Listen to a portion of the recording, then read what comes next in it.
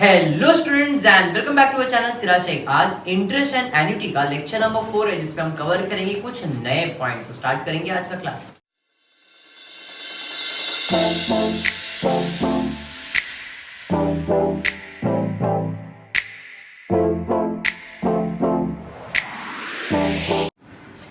अभी तक हमने इस लेसन के अंदर सिंपल इंटरेस्ट कवर किया, कंपाउंड इंटरेस्ट कवर किया, बराबर है। कुछ सम्स हो जाने दो, पहले प्रैक्टिकल क्वेश्चंस करेंगे, फिर एक्सरसाइज के भी सम्स मैं आपको करवा दूंगा। क्लियर। अब आज जो टॉपिक करने वाले वो है डेप्रिसिएशन। डेप्रिसिएशन तो आपने ऑलरेडी कैलकुलेट किया है, बट वो अकाउंट्स में किया है। आज हम कैलकुलेट करने वाले हैं मैथ्स में कि डेप्रिसिएशन कैसे कैलकुलेट करेंगे। तो यहाँ पे एक फॉर्मूला है जो आपको मैंने बताया था इंपॉर्टेंट है। Amount is equals to P bracket 1 plus I raise to n।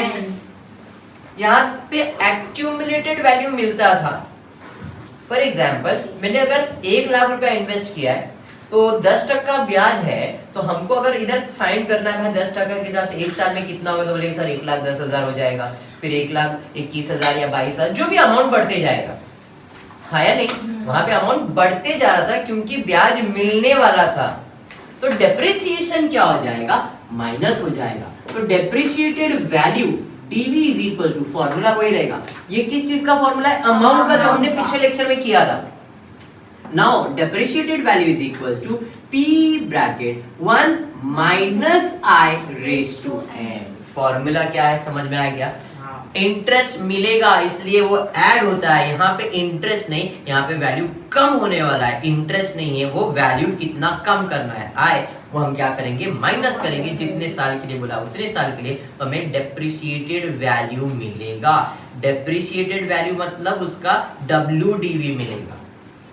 Example मैं देता हूं कि भाई मैंने एक मशीन परचेज किया है 5 लाख का, बराबर है, और मेरा डेप्रिसिएशन का रेट है @10%, बराबर। तो अब यहाँ पे हम जो मेथड यूज करते वो होता है रेड्यूसिंग बैलेंस मेथड। आपको रेड्यूसिंग बैलेंस मेथड तो पता होगा। रेड्यूसिंग बैलेंस मेथड मतलब हर साल उसके WDV से, फॉर एग्जांपल 10% है तो आप इधर कितना कम करोगे, एक जीरो कम 50,000, फिर आपको कीमत आएगा 4,50,000, फिर 4,50,000 का 45,000 कम करोगे एंड सो ऑन। तो इसे रेड्यूसिंग बैलेंस मेथड कहते हैं। और मैथ्स में रेड्यूसिंग बैलेंस चलता है, ओरिजिनल कॉस्ट नहीं चलता है। समझ में आया क्या। अगर ये फॉर्मूला है तो इधर कौन सा फॉर्मूला है, रेड्यूसिंग बैलेंस मेथड फॉर्मूला है। ओके चलिए ठीक है, देखते हैं सम क्या दिया है। क्वेश्चन एक बार रीड करते हैं। आज का क्वेश्चन फॉर्मूला आई होप आपको समझ में आ गया है, हाँ या नहीं। क्वेश्चन दिया है आपको,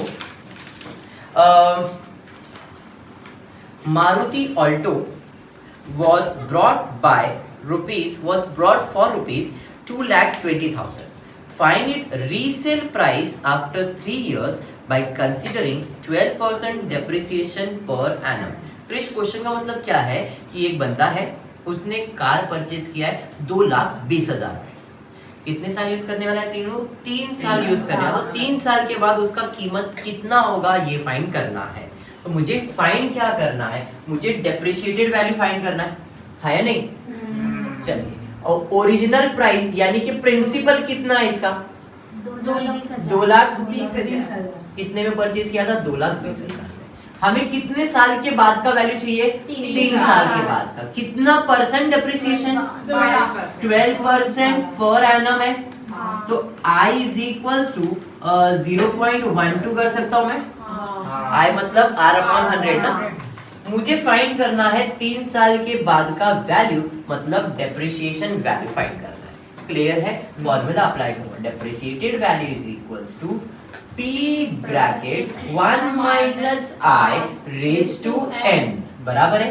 that is equals to 2,20,000 bracket 1 minus 0.12 raise to 3, 2,20,000 0 point, यहाँ पे आपको आ जाएगा 88, 0.88, हाँ 0.88 लेता। अब 0.88 को 3 बार मल्टीप्लाई करोगे, 0.88 इंटू 0.88 इंटू 0.88, 3 बार मल्टीप्लाई करेंगे। बात समझ में आया। जो भी आंसर आपको आया है उसको 2,20,000 से मल्टीप्लाई करेंगे, 0.88 इंटू 0.88 इंटू 0.88, 3 बार कैलकुलेटर पे मल्टीप्लाई किया, जो भी आंसर आया इंटू 2,20,000 मल्टीप्लाई करो तो डेप्रिशिएटेड वैल्यू आपको आ जाएगा एक मिनट आराम से 1,49,923.84, मतलब इसको राउंड ऑफ कर देता हूँ ना मैं, अप्रॉक्सीमेट 24। बात समझ में आया क्या? क्लियर है? मतलब अगर 3 साल के बाद उस कार को अगर आप बेचोगे तो उसका WDV उस दिन का 3 साल के बाद इसका कीमत होगा 1,49,924, 3 साल के बाद का वैल्यू। बात समझ में आ गया? बढ़ेंगे सेकंड क्वेश्चन की तरफ, देखते हैं सेकंड क्वेश्चन क्या है। इसमें इतना ही था। सेकंड क्वेश्चन रीड करते। सेकंड क्वेश्चन में दिया है अ machine of ₹5 lakhs was purchased by a manufacturer, find out the price for 5 years। दोनों में फर्क है, इसके पहले बोला था find the price for 3rd year था, यहाँ पे find the price for 5 years by considering 10% depreciation each year। देखो अगर मुझे डायरेक्टली बोला रहता 5th ईयर का वैल्यू फाइंड करो तो मैं ऐसे ही सॉल्व कर देता, मैं दोनों करके देता हूँ, दोनों चीज एक्सप्लेन कर रहा हूँ। क्वेश्चन के अंदर क्या डिमांड है आप समझो। क्वेश्चन नंबर 2 ये आपका क्वेश्चन नंबर 1 था, बराबर है। क्वेश्चन नंबर 2 में प्रिंसिपल वैल्यू कितना है देखो 5 लाख, बराबर। और कितने साल के लिए बोला है? 5 साल। कितना परसेंट बोला है? 10%, बराबर है। तो अगर मुझे सिर्फ और सिर्फ डेप्रिशिएटेड वैल्यू निकालना है वो भी 5th ईयर का, तो मैं P bracket 1 minus I raise to n करूंगा। 5 lakh bracket 1 minus 0.1 raise to 5 कर देता, 5 लाख इंटू 0.9 रेज टू 5 हो जाता 2 लाख, बराबर है कि नहीं? अब 0.9 को कितनी बार मल्टीप्लाई करेंगे? 5 बार मल्टीप्लाई करेंगे। 0.9 0.9 0.9 0.9 0.9 बराबर है। जो भी आंसर आया रहेगा उसको 5 लाख से मल्टीप्लाई करो तो डेप्रिशिएटेड वैल्यू कितना? 2,25,000। आगे 29 बोलो ना, आराम से बोलो, कुछ नहीं आपको नहीं 2 लाख बोलने आता तो जो नंबर है वो बोलो मेरे को। हाँ 2,95,245 पॉइंट एग्जैक्ट कितना ही है? चलिए ठीक है। ये हमको जो वैल्यू आया ये 5th ईयर का डायरेक्टली, मतलब 5 साल के बाद इसका कीमत है 2,95,000। लेकिन अगर मैं बोल रहा हूँ मुझे ईयरली फाइंड करना है, हर साल उसका वैल्यू कितना है? 5 साल, मतलब यहाँ पे लिखता हूँ मैं ईयर 1 2 3 4 5, यहाँ पे लिखता हूँ प्रिंसिपल वैल्यू, यहाँ पे लिखता हूँ डेप्रिसिएशन और यहाँ पे लिखता हूँ WDV यानी कि डेप्रिशिएटेड वैल्यू। अभी देखो कैलकुलेशन कैसे करूंगा। प्रिंसिपल वैल्यू पहले साल में कितना है? 5 लाख, बराबर है। डेप्रिशिएटेड वैल्यू का फॉर्मूला है depreciated value is equals to P bracket 1 minus I raise to n। अब यहाँ पे n हमेशा एक ही लिखने का, क्योंकि अभी मैं पर ईयर कैलकुलेट करने वाला हूँ। बात समझ में आया? तो जरा ध्यान देना। पहले साल में प्रिंसिपल वैल्यू कितना रहेगा? 5 लाख, 5 लाख रहेगा ना यहाँ पे 5 lakhs। 1 माइनस 0.1 रेज टू ये तो 1 ही रहने वाला है, तो ये कितना होगा? 0.9। 1 माइनस 0.9 मैं अब डायरेक्ट लिख रहा हूँ। 5 lakh into 0.9 is equals to 4,50,000। देखो 10% 5 लाख का एक साल के लिए 50,000 ही आएगा ना। तो 5 लाख का 0.9 तो WDV कितना रहेगा? 45, मतलब 4,50,000। तो इधर डेप्रिसिएशन कितना आएगा? 45,000 सॉरी 50,000। सर कैसे मालूम पड़ा? Principal value minus depreciated value, तो डेप्रिसिएशन मिलेगा। जो इधर का क्लोजिंग है वो इधर का ओपनिंग। अब कीमत कितना हुआ? 4,50,000। 4,50,000 पे वापस से क्या करना है? 0.9 से मल्टीप्लाई करना है, क्योंकि ये तो 0.9 रहेगा। यहाँ पे प्रिंसिपल कितना रहेगा? 4.5 लाख इंटू 0.9 4,05,000 बराबर। अब देखो इसका 10% कितना आएगा? 45,000 ही आएगा। तो 4,50,000 में 45 माइनस करोगे तो 4,05,000 ही आएगा, है या नहीं? इधर डेप्रिसिएशन कितना है 45,000, 4,50,000 में से ये माइनस करो, डेप्रिसिएशन ही आने वाला है। तो ये जो आया ये डेप्रिसिएशन है और ये जो आ रहा है वो डेप्रिशिएटेड वैल्यू आ रहा है। बात समझ में आ रहा है? इधर का क्लोजिंग है तो इधर का ओपनिंग। 4,05,000, 4,05,000 को कितने से मल्टीप्लाई करना है? 3,64,000 इंटू 0.9, तो इधर आएगा 3,64,500। अब दोनों में डेप्रिसिएशन देखो 40,500 का रहेगा, इसका 10% माइनस करके देखो सेम आंसर रहेगा।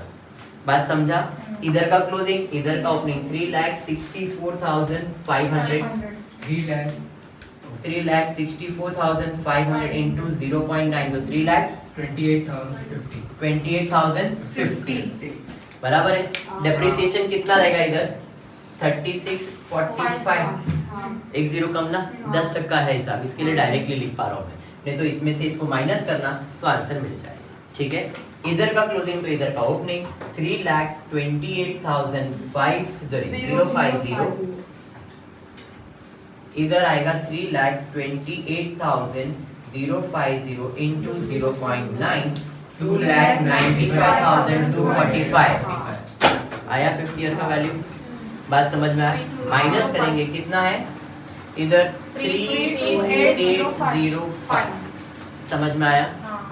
देखो यहाँ पे क्या मिला, डायरेक्टली 50 ईयर का वैल्यू, और ये कैलकुलेशन में हर साल कितना डेप्रिशिएटेड वैल्यू है वो मिला। सर हमको क्या करना है क्वेश्चन में, अगर वो बोलेगा एवरी ईयर का वैल्यू चाहिए डेप्रिशिएटेड वैल्यू तो ऐसा सॉल्व करना है, और बोलेगा खाली 50 ईयर का वैल्यू चाहिए तो ऐसा सॉल्व करना है। फर्क समझा क्या? अगर आपको हर साल का वैल्यू पूछा है तो हर साल डेप्रिशिएटेड वैल्यू कैसे कैलकुलेट होगा समझ में आया? पहले 5 लाख, फिर 4,50,000, ये 4,50,000 कैसे आया? 5 लाख था, अब पहले साल में 4,50,000 है तो इसका डेप्रिसिएशन वैल्यू कितना है 50,000। बात समझ में आया? फिर नेक्स्ट ईयर जब मैं कैलकुलेट करूंगा तो 4,50,000 पे कैलकुलेट करूंगा, कितना 0.9, तो इधर का वैल्यू, फिर वापस सेम चीज कंटिन्यू होगा और यहाँ पे आपको जो मिलेगा वो डेप्रिसिएशन वैल्यू मिलेगा। बात समझा? पक्का? दोनों सम क्लियर है? कंप्लीट करो। अ Honda city car was brought in a certain price. Its value after 1 year was 5,52,000 after considering certain rate of depreciation. Further, its value was decreased to 5,07,840 after 2 years. Find the original price of the car and the rate of depreciation. Question क्या है जरा समझो। एक बंदे ने Honda city car purchase किया, कितने में मालूम नहीं है। एक साल के बाद उस कार का कीमत हो गया 5,52,000, कितना परसेंट डेप्रिसिएशन वो भी नहीं दिया, और बोला है कि वही कार का कीमत 2 साल के बाद होने वाला है 5,07,840। मुझे फाइंड करना है कितना परसेंट का डेप्रिसिएशन है और उसका ओरिजिनल प्राइस क्या है। तो क्वेश्चन नंबर 3, फर्स्ट ईयर में डेप्रिशिएटेड वैल्यू कितना है 5,52,000, उसका ओरिजिनल प्राइस तो मेरे को मालूम ही नहीं है, एन मालूम है 1 ईयर, एंड रेट भी मालूम नहीं है। अब यही चीज 2 साल में, सेकेंड ईयर में डेप्रिशिएटेड वैल्यू कितना है 5,07,840, प्रिंसिपल मालूम नहीं है, एंड मालूम है 2 इयर्स, और आर इधर भी नहीं मालूम है। बराबर है कि नहीं? चलिए ठीक है, अब मैं करूंगा क्या, यहाँ पे दोनों में डेप्रिशिएटेड वैल्यू का फॉर्मूला अप्लाई करूंगा। डेप्रिशिएटेड वैल्यू का फॉर्मूला है P bracket 1 minus I raise to n। Depreciated value is equals to P bracket 1 minus I raise to n। इधर का डेप्रिशिएटेड वैल्यू मालूम है? हाँ सर, 5,52,000, प्रिंसिपल मालूम नहीं है, 1 माइनस I रेज़ टू 1, लिखो नहीं लिखो चलेगा ना, 1 तो पावर 1 ही होता है। इधर वैल्यू कितना है 5,07,840, प्रिंसिपल वैल्यू मालूम है क्या? नहीं, 1 माइनस I रेज़ टू 2, समझ में आया? अब जब 2 साल का वैल्यू दिया तो मैंने आपको बताया रेशियो निकालेंगे। इसके पहले देखो सिंपल इंटरेस्ट कंपोनेंट 2 साल का दिया था तो रेशियो निकलता है, बड़ा साल डिवाइडेड बाय छोटा साल, 2 years divided by 1 year, ratio निकालेंगे। तो I can say depreciated value for 2 years divided by depreciated value for 1 year is equals to p bracket 1 minus I raised to n for 2 years divided by p bracket 1 minus I for 1 year। depreciated value for 2 years and 1 year मेरे पास है, इधर आ जाएगा 5,07,840 upon 5,52,000 is equals to p bracket 1 minus I square upon p bracket 1 minus I power to the 1, p और p cancel, 1 minus I cancel, इसको divide कर दो 0.9092 is equals to 1 minus I, मुझे I find करने का है, तो minus I इधर और ये उधर जाएगा तो उधर हो जाएगा, तो I is equals to 1 minus 0.92, I is equals to 0.08। अरे बराबर, समझ में आ गया? I मतलब R is equals to 8%, rate मिल गया। अब रेट मिल गया तो किसी एक में अप्लाई करके प्रिंसिपल फाइंड कर लो, इसमें या इसमें, जिधर आपको मन करे, सिंगल वाला ही बेटर रहेगा। तो यहाँ पे मैं लिख देता हूँ 5,52,000 p ब्रैकेट 1 minus 0.08 I का वैल्यू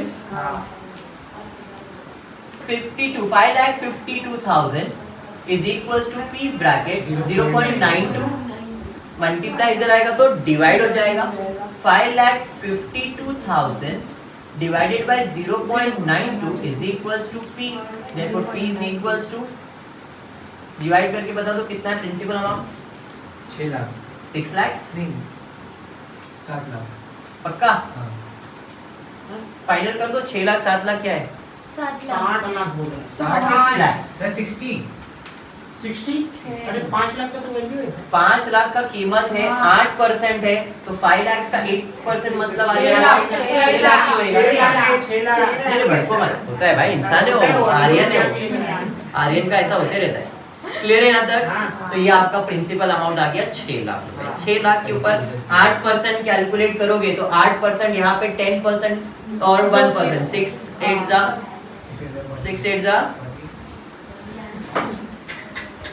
6 आर्यन 6 8 जा 48 होता है ना, 48 6 लाख में से माइनस करेंगे तो 5,52,000 आ जाएगा। समझ में आया क्या? बढ़ेंगे सेकंड क्वेश्चन की तरफ, उसके बाद क्या दिया, सेकंड मतलब थर्ड क्वेश्चन देखते क्या दिया। A second-hand motor cycle is priced at 55,016.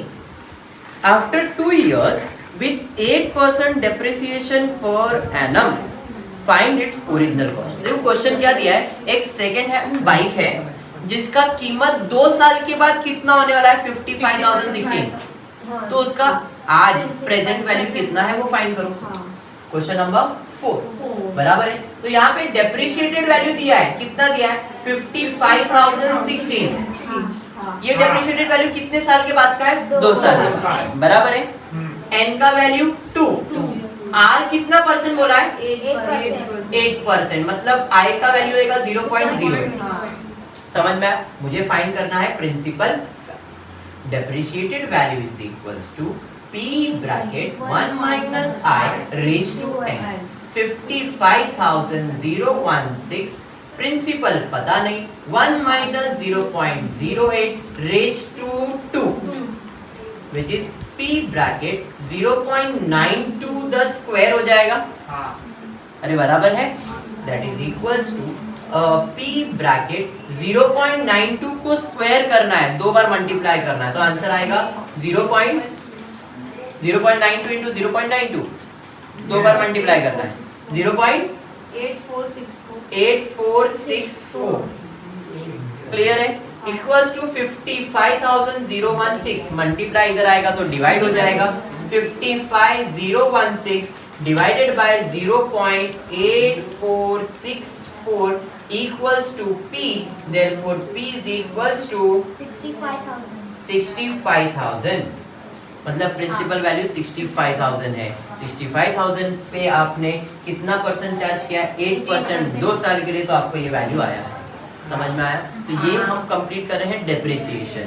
आगे बढ़ेंगे, सेम चीज कंटिन्यू करेंगे बट फ्यूचर वैल्यू से, मतलब सेम चीज ही होगा बट फ्यूचर वैल्यू फाइंड करना है। क्लियर है? कंप्लीट करो। अब स्टार्ट कर रहे हैं फ्यूचर वैल्यू। फ्यूचर वैल्यू आपने ऑलरेडी किया है, जो कंपाउंड इंटरेस्ट किया था ना, उसमें जो अमाउंट का फॉर्मूला मैंने आपको बताया, ये फॉर्मूला फ्यूचर वैल्यू में भी यूज होगा, क्योंकि ये भी फ्यूचर वैल्यू देता ना। आज मैंने अगर 10,000 रुपए इन्वेस्ट किया है, 3 साल के बाद इसके अंदर इंटरेस्ट ऐड हो जाएगा, तो जो 3 साल के बाद वैल्यू आएगा वो कौन सा वैल्यू रहेगा? फ्यूचर वैल्यू, या तो एक्यूमुलेटेड वैल्यू।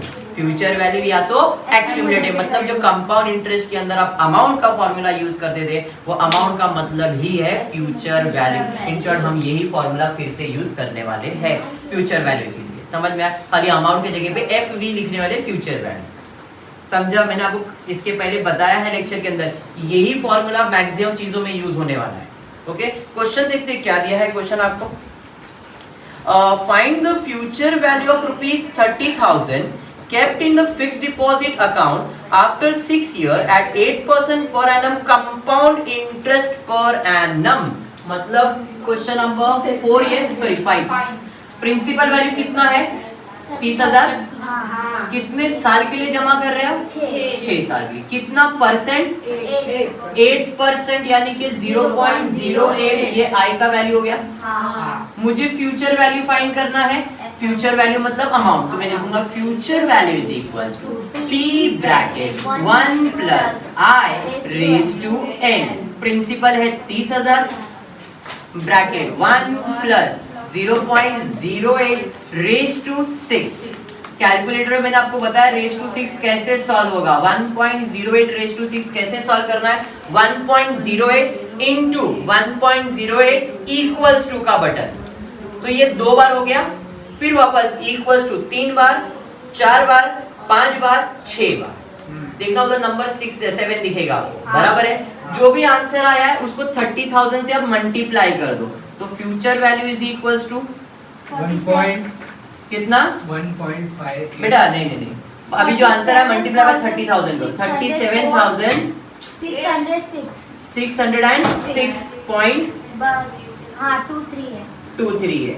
चलिए ठीक है, समझ में आया क्या? वापस एक बार देखना कैसे सॉल्व किया है। आपने 1.08 को 6 बार मल्टीप्लाई किया है। 6 बार मल्टीप्लाई करने के बाद जो वैल्यू आएगा उसको 30,000। 47606 क्या आ रहा है बेटा? 47 37 नहीं आ रहा है। अच्छा ठीक है, तो 47606.23 क्लियर है क्या? चलिए ठीक है, नेक्स्ट कोई प्रॉब्लम नहीं, कैलकुलेशन आप लोग करना बराबर तो आंसर आए। बढ़ेंगे सेकंड क्वेश्चन की तरफ, देखते हैं क्या है। साक्षी wants to invest 36,000 for 10 years at 7% compound interest per annum in Axis Bank. Another bank approached and told her that it will offer 8% rate of compound interest so that she will get more amount in 9 years only. Find which bank Sakshi should invest and why।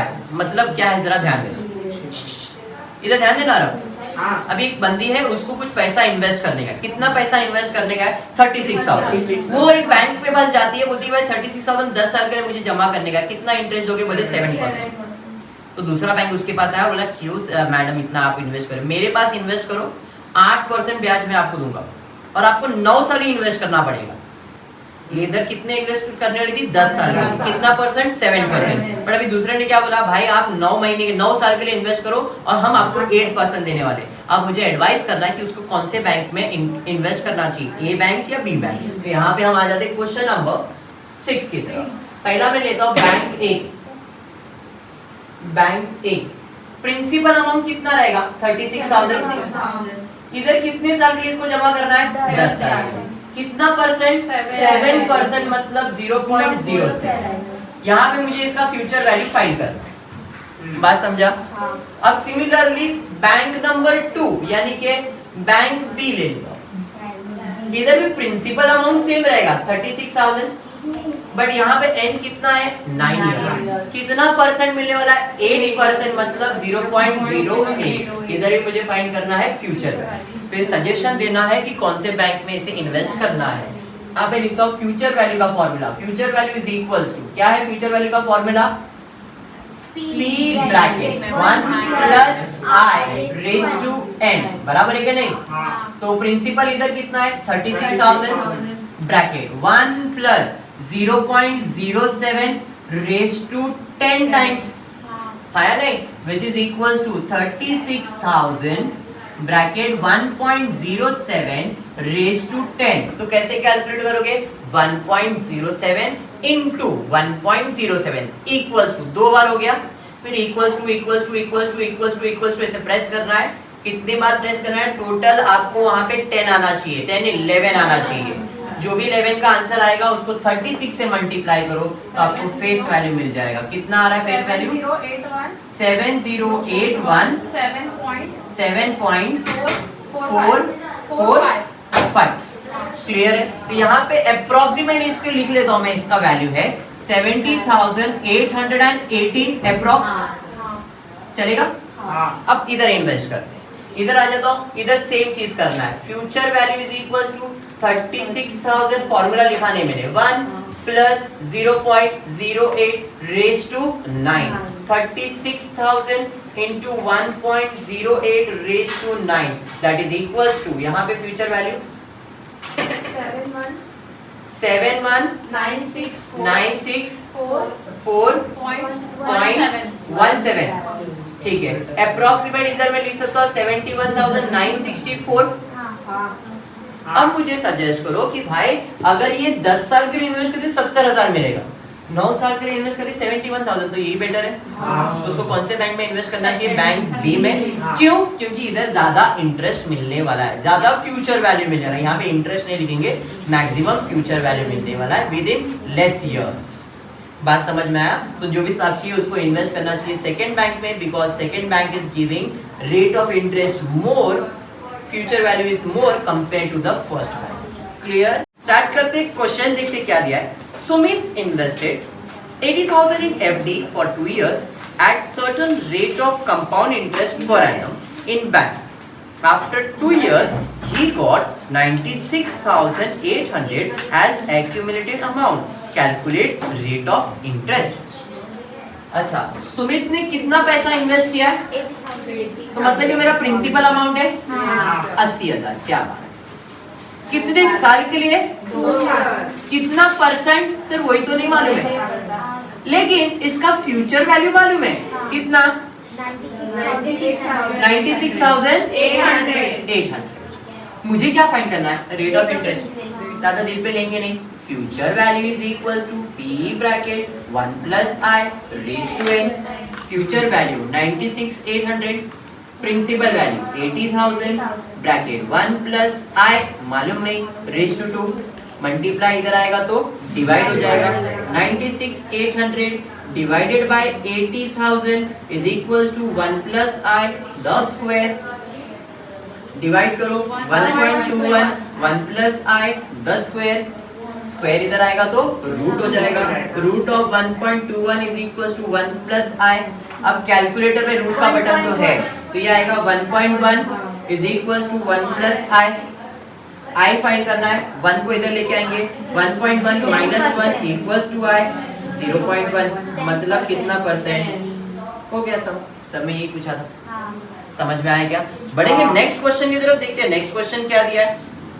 और Kanchan wants to invest a certain amount in a bank at certain rate of compound interest.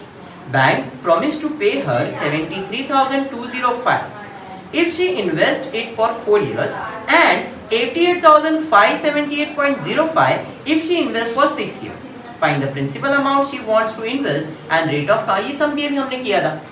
ऐसे दो सम थे, 2 साल वाला था, तो इधर भी 2 साल वाला है। Question number 8। कंचन को कुछ तो पैसा बैंक में डिपॉजिट करना है, कुछ तो कितना मालूम नहीं है, मतलब प्रिंसिपल मालूम है क्या? नहीं। कितने साल के लिए इन्वेस्ट करना है और कितना मिलेगा ये क्वेश्चन में दिया है। तो बैंक कह रहा है Kanchan wants to invest certain amount in the bank, और बैंक प्रॉमिस कर रहा है भाई तुमको 73,205 रुपया दूंगा मैं अगर आप 4 साल के लिए इन्वेस्ट करो। मतलब फ्यूचर वैल्यू मिलेगा 73,205 if n is equals to 4 years. r तो इधर भी मालूम नहीं है, और वही बैंक बोल रहा है अगर आप 6 साल के लिए जमा करोगे तो आपको फ्यूचर वैल्यू हम कितना देंगे?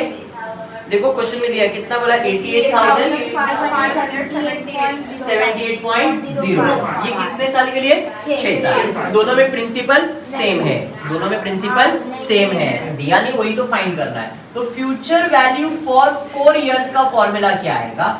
P bracket 1 plus I raised to n, that is 73,205। प्रिंसिपल पता नहीं, 1 plus I raised to 4, ये आ गया इक्वेशन 1। ये समझा? क्लियर है? वैसे ही फ्यूचर वैल्यू फॉर 6 इयर्स आएगा P bracket 1 plus I raised to n, 88,578.05 P bracket 1 plus I raised to 6, equation 2। 2 साल का वैल्यू है तो आप रेशियो निकाल सकते हो, तो रेशियो निकाल सकते हो मतलब future value for 6 year divided by future value for 4 years, divide होगा ना, that is P bracket 1 plus I raised to 6 upon B bracket 1 plus I raised to 4।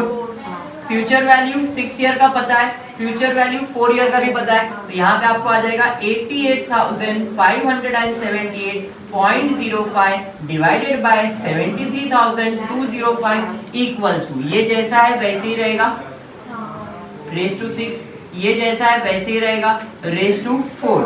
P और P कैंसिल, 4 और 4 तो इधर बचेगा 2, इधर कैंसिल करो कितना आ रहा है बताओ?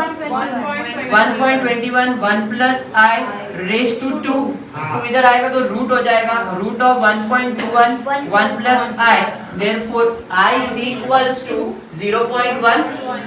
डायरेक्ट आपने अभी किया था सेम चीज है, I मतलब 10% मिल गया। अब मुझे प्रिंसिपल फाइंड करना है, तो ये वैल्यू या तो इस इक्वेशन या तो इस इक्वेशन, जहां पे आपको मन करे। मैं 4 वाले में करता हूँ, छोटा कैलकुलेशन होगा। 73,205 bracket P 1 plus 0.1 raise to 4 हो जाएगा। P bracket 1.1 raise to 4, 73,205 73,205 P bracket 1.1 4 time multiply करो कितना आ रहा है? 1.4641 बराबर है। मल्टीप्लाई इधर आएगा, डिवाइड हो जाएगा, 73,205 divided by 1.4641 equals to P बराबर है। डिवाइड कीजिए, P का वैल्यू बताइए कितना है? 73,205 डिवाइडेड बाय 1.4641 कितना आ रहा है? 50,000। हाँ 50,000। क्या बात समझ में आया क्या? तो यहाँ पे मैंने अभी कंप्लीट किया आपको depreciation and future value. I just hope आपको वीडियो पसंद आया तो प्लीज वीडियो को लाइक कर देना, फ्रेंड्स ग्रुप में शेयर करना और चैनल को सब्सक्राइब करना। Thank you for watching the video.